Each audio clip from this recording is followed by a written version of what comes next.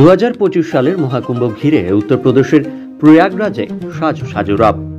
বিভিন্ন আখাড়ায় জমায়েত হয়েছে একাধিক সাধু সন্তের। এর মাঝে ধর্মীয় আচার ঘিরে নানান পর্ব পালিত হচ্ছে। কুম্ভ মেলা হয় বহু ধরনের: কুম্ভ, অর্ধকুম্ভ, পূর্ণকুম্ভ ও মহাকুম্ভ।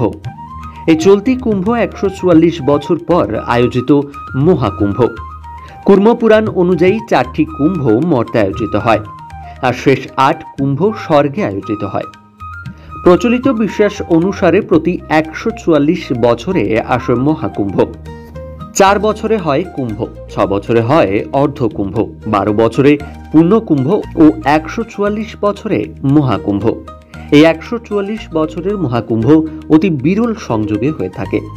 আর 2025 সালের মহাকুম্ভ সেই পূর্ণকুম্ভ ঘিরে একটি বড় দিক।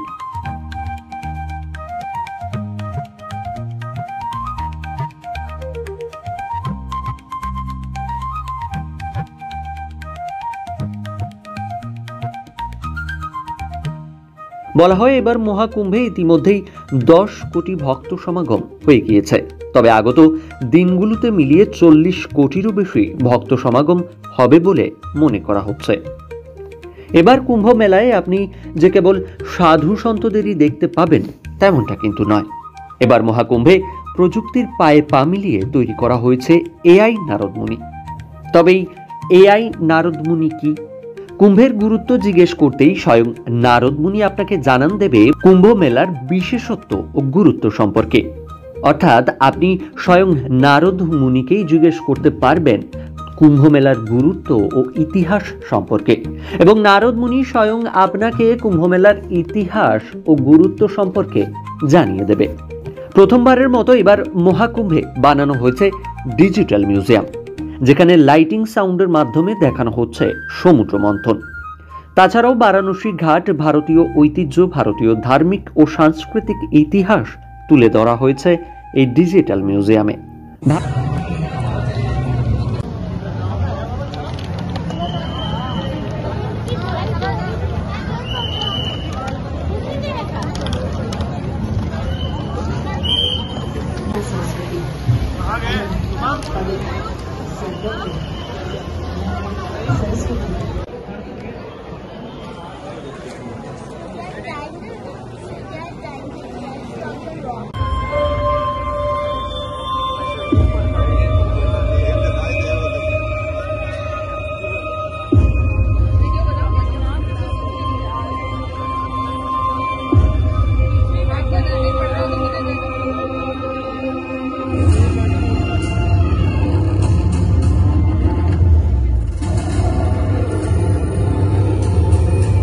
সমৃদ্ধ সংস্কৃতি, ঐতিহ্য, ইতিহাস সম্পর্কে খুব সহজেই আপনারা জানতে পারবেন এই ডিজিটাল মিউজিয়ামে।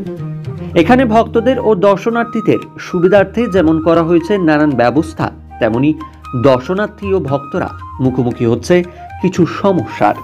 মহাকুম্ভের মতো বড় উৎসবে ধনী, গরিব, মধ্যবিত্ত, দেশ বিদেশ সকল জায়গা থেকে সকল ধরনের মানুষ আসছে।